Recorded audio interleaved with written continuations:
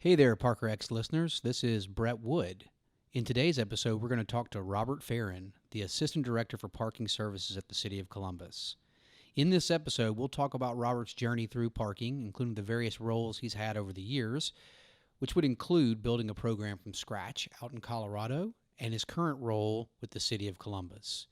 In that current role, we're going to talk about his work in the Short North District over the last year, including rolling out parking benefit districts, demand-based pricing, and virtual permitting for an entire district and neighborhood. From there, we'll jump into Robert's role as a director for IPMI and what they're doing to influence the future of the parking industry and our lives going forward. Hope you enjoy.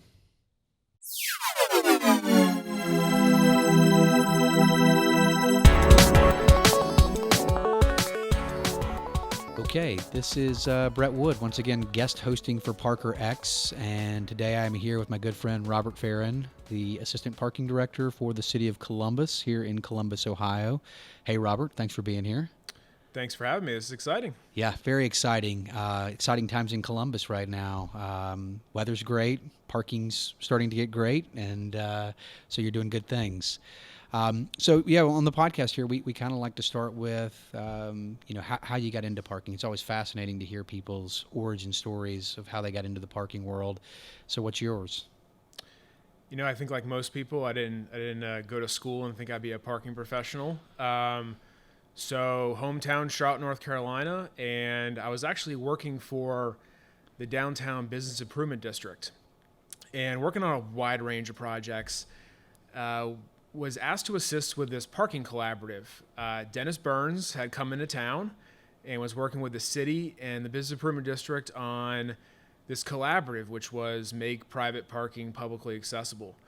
At the time, I was pretty low man on the totem pole. I was walking around to parking operators, handing them MOUs to sign and review to put signage in their facilities. And that was the extent of my parking experience. But I said that this is interesting. Fast forward, sent out to Denver for a business trip, and I'm texting my wife saying, we have to move to Denver. And my wife logically said, you find a job and we'll move. That's good. That's a good. Nice wife. It's good. Yeah. Turns out, had some friends out there that say, there's this parking position opening. It's probably not going to be your end all be all, but it gets you out there. It's a government job, and then you can figure out what you really want to do. Well, then that was with the Denver folks. I mean, that was a pretty good crew of people you had out there too. Like that's some of the smartest people in the business I've ever seen assembled together in one city. It was impressive. They had just completed a very comprehensive strategic parking plan, which we're doing now in Columbus. And one of the action items from that plan was bring someone on who can work with businesses and residents and neighborhoods on parking management plans. So my experience with the BID and working with all those stakeholders on various projects certainly caught their eye, and they said, come on out to Denver with pretty limited parking experience at the time. And we had a rock star group. I spent 4 years with the city and county of Denver. Every year at IPMI, we come together as kind of this reunion, and we're all variables, spread out in places. And it was a great team, on street, off street, just knockout place. Cindy's the only one left in Denver. Cindy's right? The only one, and actually she moved into another role, still in public works, but not in parking. So, four years in Denver. First project I was handed was figure out the valet operations. We had like a handful of permitted valets, and we knew we had about 100 valets running in the city, and was like, figure out the regulatory piece. And that led to car share. It led to neighborhood parking permit programs. Just a really great way to work with businesses and residents on access, right? It's like, how do you get people turning over in front of retail? How do you get residents finding a place to park? And much more on the policy and program side than operations. But was just it was a deep dive into parking. It was turns out it was something I actually want to do for my career. Right. It's amazing. Like we fall backwards into parking and then realize we love it. So, exactly. Yeah, it's pretty fun. So from there, so we had moved to Colorado from Charlotte. Had our kids. Definitely gonna stay there for a while. All of a sudden, this job opening in Aurora. And this is where we really started, talking, Brett, is Aurora is this huge suburb east of Denver. It had very much acted like a suburb and wanted to become a big city. It had a train line going right through it, and the city realized, certainly had the foresight to say, oh my God, we have to manage parking. I'm still amazed at the foresight that they did have. Before anything came out of the ground, they realized, they did the transit-oriented design plans around those stations, and then somebody said, we have to do parking. And most cities would have waited until they had a problem, and they created a parking program from scratch before anybody even knew what was going to happen. So it was such a cool opportunity to come in on the ground floor. One of the greatest things they did in that project was bring all the different municipal operators in Colorado together and ask them, hey, does this plan work? Is this plan going to work in Aurora? And I literally remember sitting at the table next to the planner at the time, John Fernandez, who pushed the job description over to me and say, Robert, are you interested in this? And I had to say, my boss is sitting right across the table from me. 6 months later, I think, I was in that position, being the first parking manager for the city of Aurora, which was to build a program from scratch. I mean, when people say, cupboards bare, there wasn't a kitchen. Right. It was nothing. It was Public Works saying, here's a cube, figure it out. You have no money. There's no legislation. There's nothing. There's 2 police officers who write tickets occasionally, and took the whole first year to build the program, legislation, policies, get contractors on board to run an outsourced outfit. In year 2, running a hotel conference center, a transit garage, and we ended up creating a half dozen neighborhood parking permit programs so that residents had a place to park when that train came through. And sure enough, folks were starting to park in the neighborhood, and there were access issues. So we were able to be proactive on a lot of cases, and that was, I think, probably the one opportunity you have to start something like that. That's right. Like it's amazing. I was doing something on IPI's website the other night, and I actually found an article you and I wrote about building a program from scratch, and you really don't get the opportunity to kind of create that utopian program. And so your first year in Aurora, I mean, obviously you're building the program, but it seemed like most of what you were doing was like hitting the streets, community outreach, talking to people, and like getting the word out about what was about to happen before it happened. I was a one-man band. It was interesting because I would come back to my office and nobody in Public Works knew about parking. They said, okay, we're going to hire this manager and he's going to figure it all out. And I'm constantly calling. I actually went to the Denver office multiple times. I'm bouncing ideas off of colleagues, and it was hitting the street. It was going to an absurd amount of neighborhood meetings. It was locating where signs were going. So I was doing sign work orders, public outreach, procuring the permit program. We ended up hiring SP Plus. They brought in T2, Park Mobile. We had a really asset light, tech heavy approach because we had nothing to work from. So no legacy system. But yeah, soup to nuts. It was quite an experience to educate the public on it. We had a really diverse population in Aurora, second largest Ethiopian population in the country, and we were translating parking regulations into Amharic, which was one of the coolest things and then to work with the school system to put new parking regulations and an infographic in Amharic into backpacks so that they could go home to multi-generational families and help us educate them about, hey, do these things to avoid getting a parking ticket. And those are just the really cool things we got to do in Aurora. That is really interesting, yeah. And I'd like to set the record straight. We did not invite you to that peer meeting to get you a job with the city of Aurora. It just fortunately worked out that way. So I think it was the only time that I could have a closer commute to where I was living and step up in the organization, or step up and over into another organization. Rarely is that the case, right? Parking, kind of like the downtown business improvement district world, you have to go move across the country or somewhere to step up, and it was a great opportunity. Timing's everything, right? It is. Strike while the iron is hot. So you were there for three years? Not even. I was there for 2 years, and that was kind of my dream job. That was it. I was going to start a program from scratch. Wife and kids are settled in Aurora. We're loving it. And then this job opportunity comes along in this place called Columbus, Ohio, and obviously all my in-laws are from Ohio. Most of my family's from East Coast, and smart cities obviously was on the map. We had gone after it in Denver and lost.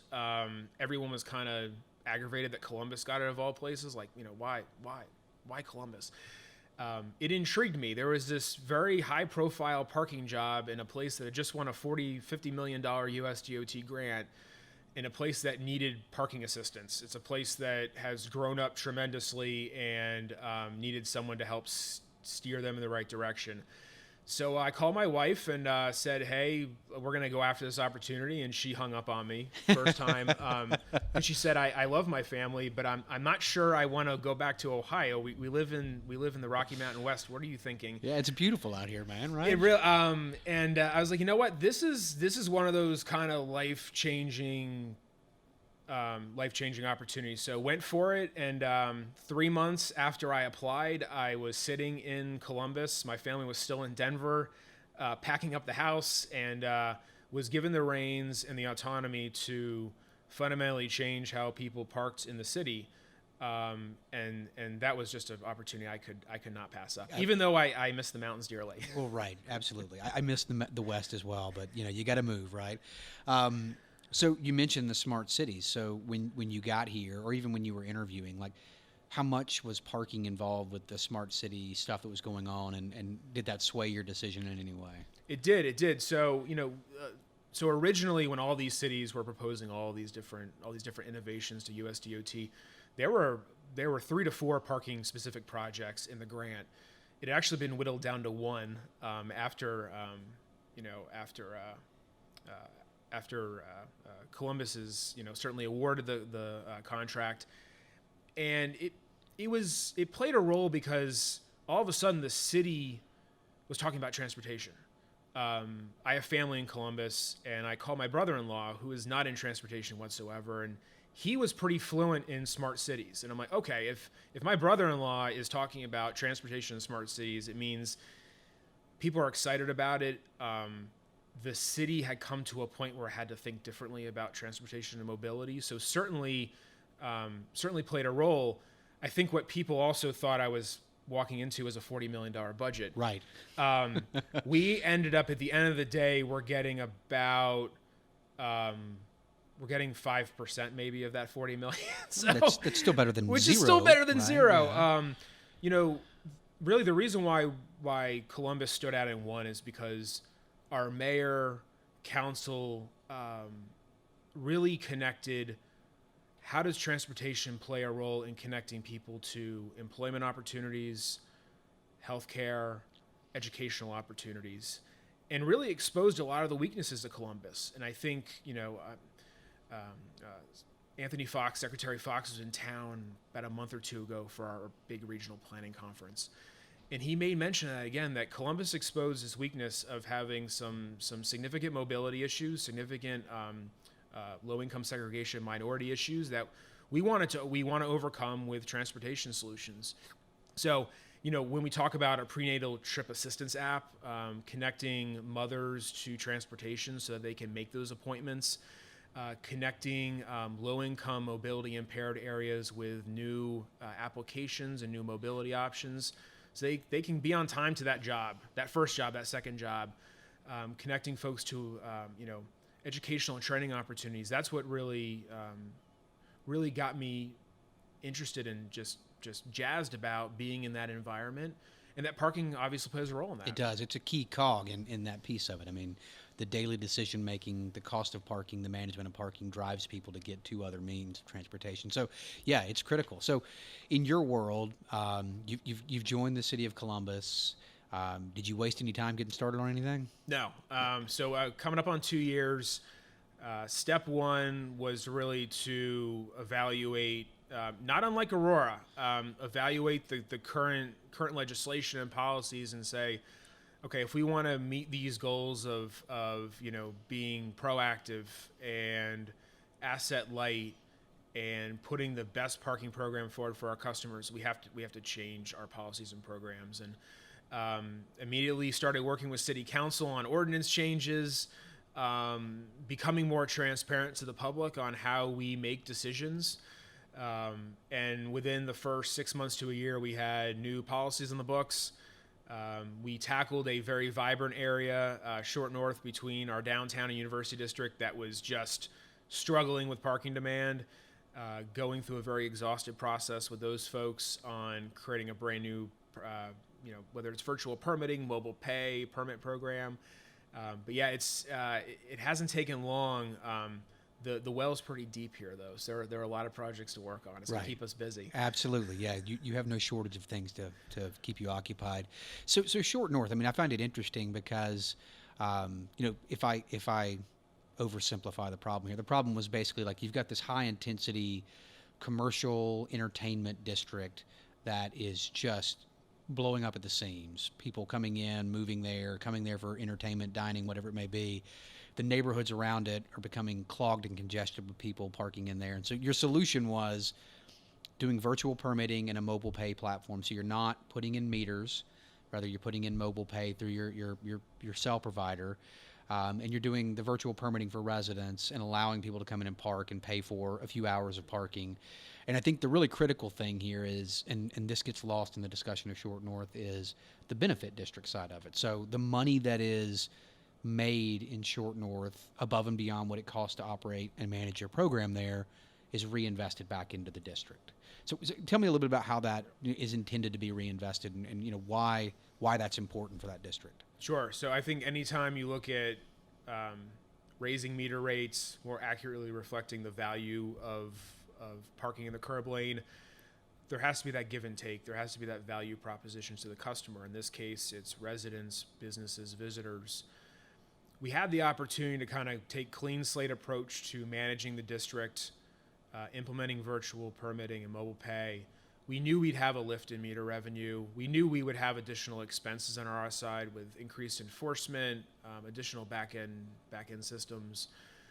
But we knew what was critical to the success of Short North was not just a parking plan, but increasing access for folks. This is, as you said, an extremely vibrant district. We were not going to build our way out of parking congestion. There is a latent demand for what we think is probably the most dynamic place in the state of Ohio, if not the Midwest. And as you have mobility initiatives, Ubers, the Lyfts, great bus system, how do we provide people ways to break down the barriers to trying new modes of transportation? So we took an approach of the city is going to cover our costs with the new staffing for enforcement, all the new systems, and what that remainder was going to be was something that we could then create this parking benefit district, contract with the business improvement district, kind of coming full circle, and helping fund some mobility initiatives. We've seen great success in that already. So we're sharing right now about $250,000 a year with that district to implement education, advocacy, marketing campaigns to just raise the awareness of, look at all the options you have. Sometimes it's not about implementing new options. It's just helping people realize, yes, there's a bus that goes every 5 minutes down the street. There's all these rideshare options. Yes, we do have parking, and here are all the options. Implementing a retail validation program, which has been in the industry forever, but $1 for the first hour. Hook people into these garages, and all of a sudden they'll start using them over and over again. Data actually shows, whether it's first hour free or it's the validation program, you give them that hour free, they end up staying an extra hour. Like, people stay the same amount of time they would have stayed, and the money that you didn't make is now being spent at the retail shop. So it's great benefit for the businesses in the area. So absolutely. Yeah. And then creating this employer mobility fund where the Short North Alliance, who we've contracted with, is offering this menu of options to employees who now can't park in the neighborhood anymore for free for long periods of time. Whether it's ride share discounts or bike share memberships, buying bulk purchases for monthly parking either in the district or adjacent to the district. So all these great transportation demand, parking demand management tools that we talk about all the time. Yeah. Just finding a funding partner, having some money to fund those things, and then putting into play. We've only been doing this for 6 months. We've already seen lifts in garage occupancy. We've seen lifts in people using rideshare. And as we go down the road and we start funding additional initiatives, one, the sky's the limit in Short North to gain additional access to those folks. it's a great roadmap for other areas. Yeah, absolutely. And Dr. Shoup and Todd Lippman, I'd be very proud of you. Like, these are all the principles they've been talking about for years in terms of parking demand management and, pricing parking in the right way. And you did this in a very short time frame coming into Columbus. So was it easy? No, it wasn't easy. So we were at we were just in Anaheim, and we were talking about this at various presentations, workshop chats and things like that. And everyone, so from contract execution to implementation, it was 6 months. And we say that, and we were disappointed we couldn't get it done in 3 months. And everyone at the conference, like, you're crazy. The fact you got it done in 6 months.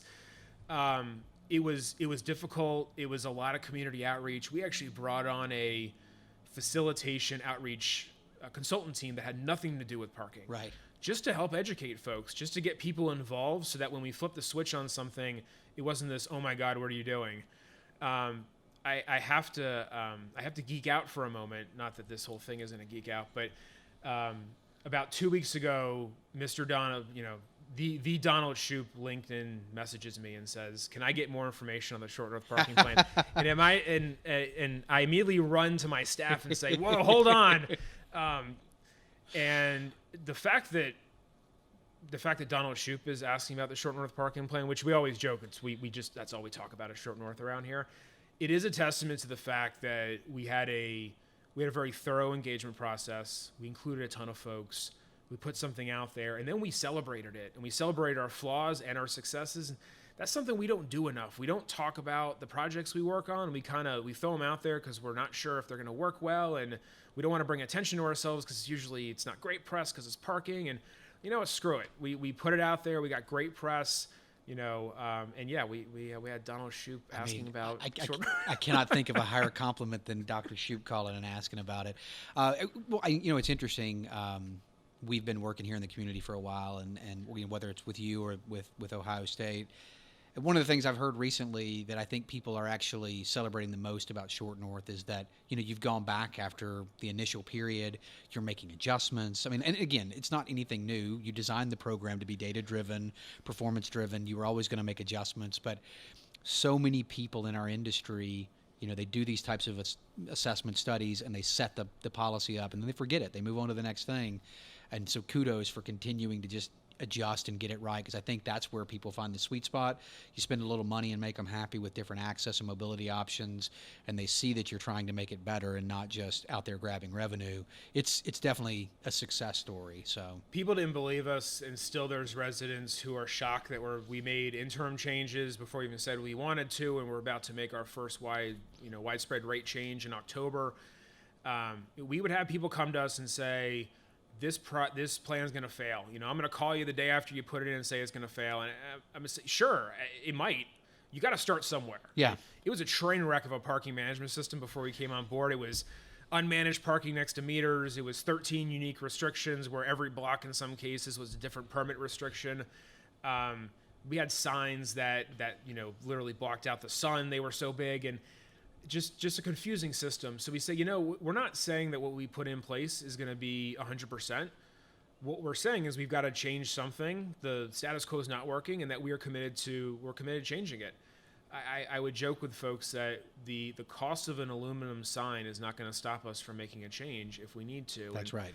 And now that we're making those changes, people are like, oh, wow, you actually did what you said you would do. That's right. Well, and the fact that you went asset light and you're relying on the mobile pay system. So the cost of a sign really is nothing because you're not moving meters around. You're not, and it makes it easier. And the more you focus on compliance in that area, giving people the easier way to pay through the mobile app, giving residents a virtual permit, making it easier for them, it all begins to normalize. You write less tickets, and it becomes a much more balanced system. So, well, it's about changing the narrative too. And we stole a book out of a couple different cities, but we started looking at compliance rates. As soon as we flip the switch on a new program, we get calls from our paper and TV, and how many more tickets have you written? Well, that doesn't tell the whole story. We doubled the size of our permit area. We added a whole third shift enforcement team that the benefit district actually paid for. Let's talk about compliance. Let's talk about the fact that we read thousands and tens of thousands of license plates and we only rate this many tickets. So when we can say we have 88 or 90% compliance, 9 out of 10 folks are parking correctly, We're only 6 months into the program of a wide sweeping change.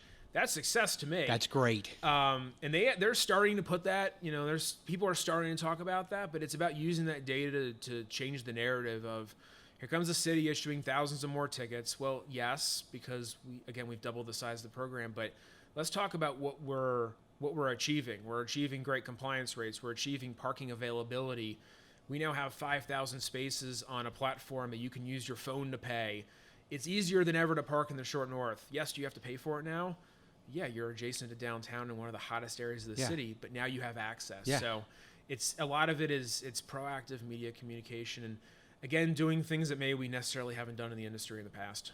Well, kudos. Good job, and I hope it continues to work. So what's next in Columbus? What's your next big thing? So we're working on this little project with Kimley Horn where we are looking at all the other areas of the city. So I came in and Short North was on fire, and they said, fix Short North. Okay, we'll do that. But how about the rest of the city? This city is one of the fastest growing in the Midwest, fastest growing in the state of Ohio. So we were looking at this planning effort to systematically adjust and change processes and management strategies in University District, downtown, and our south of downtown and Franklinton neighborhoods, and really chart out the work program for the next 4 to 5 years. So we're looking at asset-light concepts, taking pages out of the Short North book, getting more people using mobile pay.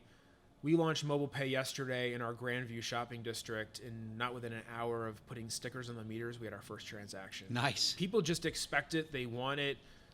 They're wondering why we don't have it right now. So going asset-light, demand-based pricing, all the things that other cities are doing, but then creating those benefit districts. We see, no pun intended, a great benefit to leveraging parking revenue and harnessing that revenue for parking and non-parking related initiatives. And in a city where we grapple with, we're the largest city in the country without surface rail, we're the largest city in the country without this big robust mass transit system, I'm taking that as a challenge to say, look, we don't need a train. But how can we invest thoughtfully in multimodal options that are on demand and dynamic, that move people from A to B? We don't need this shiny train. There are other things that we can do to reduce single occupancy vehicle use, to better manage and make more efficient use out of our land use. And we think parking revenue in part can help support those things and help test things that again help move the needle. Again, yeah, and that's wonderful. I mean, that's the selling point. Like, yeah, we're generating revenue. Yeah, we're doing some different things like progressive pricing and dynamic pricing. But the benefit to you, City of Columbus, is that you're getting all of these things in return that hopefully make your life better, right? They mean you don't have to park. You can take the bus in. You can take other means of transportation in, subsidized by parking. So that's very forward thinking. And it's funny. I go into these meetings as parking services guy, and they kind of look twice when I say, what are things we can do to reduce parking demand? It's about the bottom line. The reality is, if we reduce parking demand, it doesn't mean we're going to lose all of our revenue. It's up to us to figure out how do we innovate and capture that revenue in other ways, whether it's monetizing the curb lane for loading zone activities, permitting TNCs, whatever it is. We know things are going to change, and our revenue streams are going to look a lot different in 5 to 10 years than certainly what they do now. So it's thinking outside the box. I think there's been a time in organizations where we live and die by every parking meter, and that's just not that can't be the case anymore. That's right.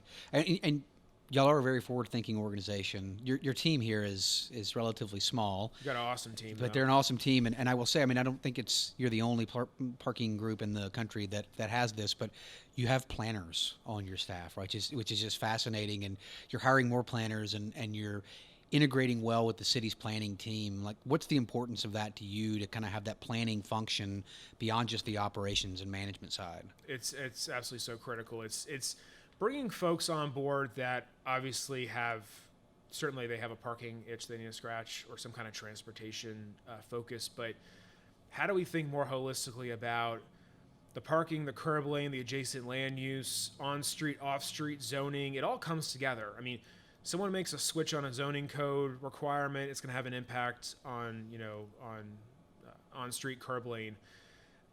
Working with Department of Development on, are there opportunities to do public-private partnerships to build parking facilities, mobility hubs off street, all these cool concepts we're talking about. But planners in particular, they think a little bit differently.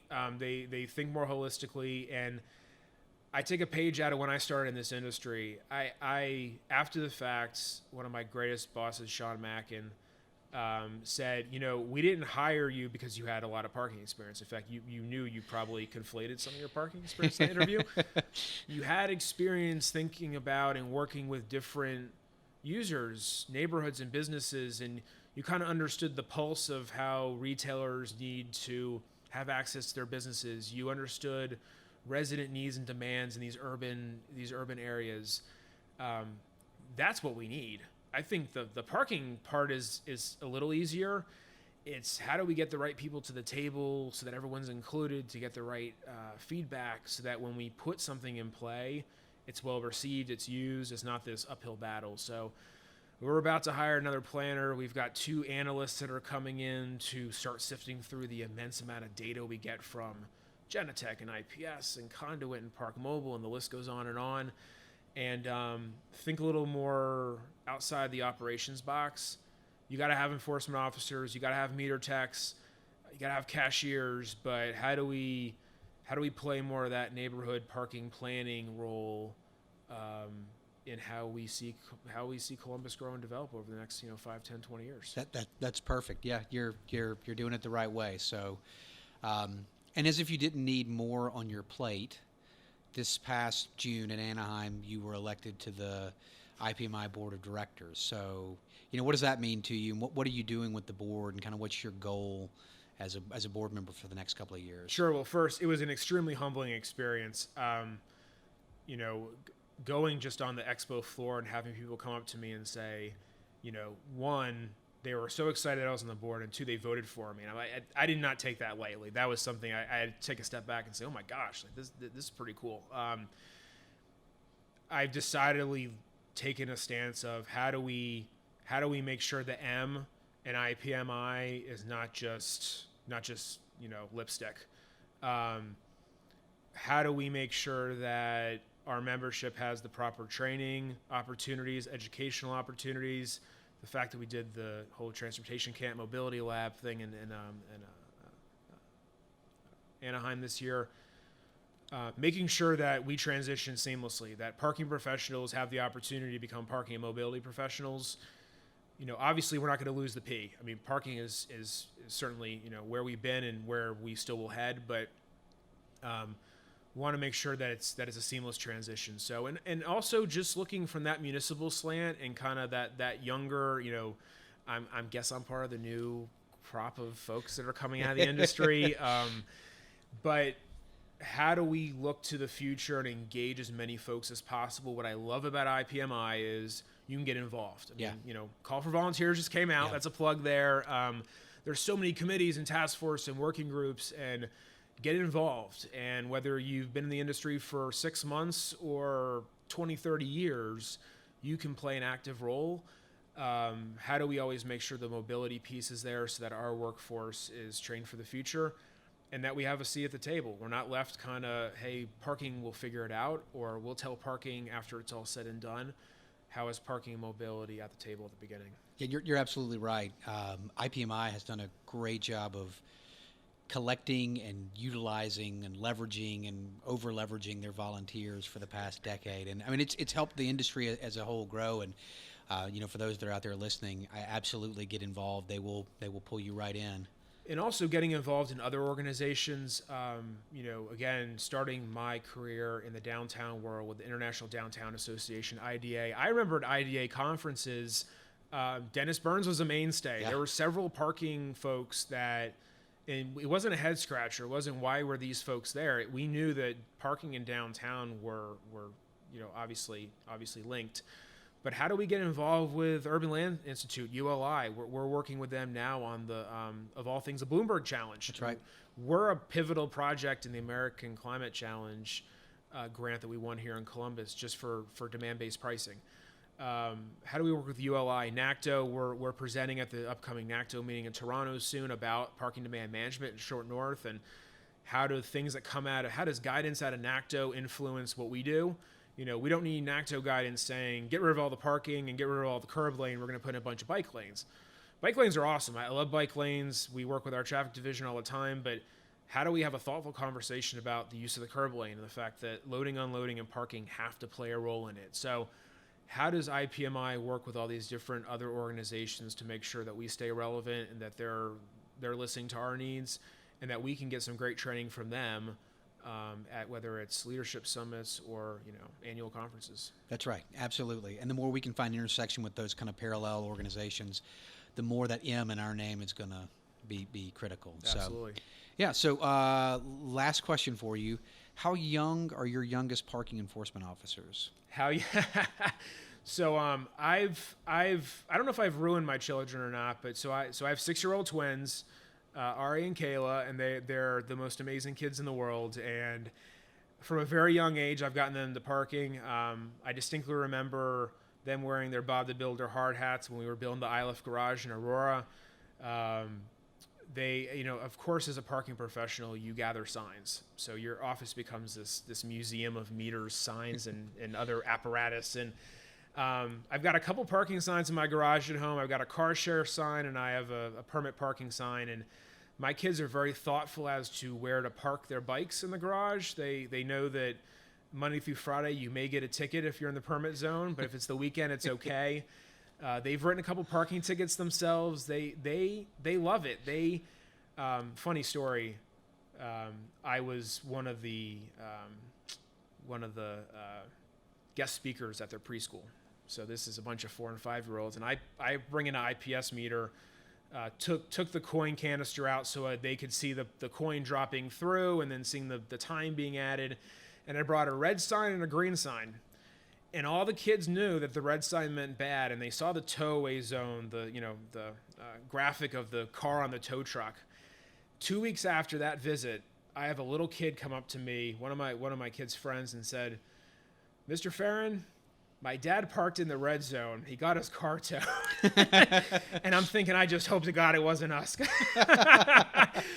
So I'm thinking, if 4 and 5-year-olds can figure out parking, why the heck can't the rest of our customers figure it out? But I've got some, I got some parking professionals in training. That's right. You are committed to the next wave of parking professionals. Well, good. Well, this has been great. Anything else you want to add? No, I would say, obviously for everyone listening out there, I will say coming to Columbus, but for smart cities, was not aware. I thought, look, it's Ohio State and it's Central Ohio, but come visit. Come see what all the great things we have to offer. We actually coming up now is the ASE conference, which is the Super Bowl of conferences. We're gonna try to get IPMI here in a few years, but trying to bring as many people together to show what Central Ohio and Columbus has to offer. We got some great things going on. There are a lot of cities here in the U.S. that will surprise you when you get there, and Columbus is one of those, and just how cool and vibrant it really is. And you're not wrong; it's one of the most vibrant here in Ohio. So he's not lying. Well, thank you for doing this. I think this was fascinating to kind of talk about the progressive nature of the city and progressive nature of your career. So thanks, Robert. It's been a pleasure. Thank you. Did Don Shoup really call you? He hasn't called me yet. I think he's leaving me hanging. The minute he calls me, I'm retiring. I'm done.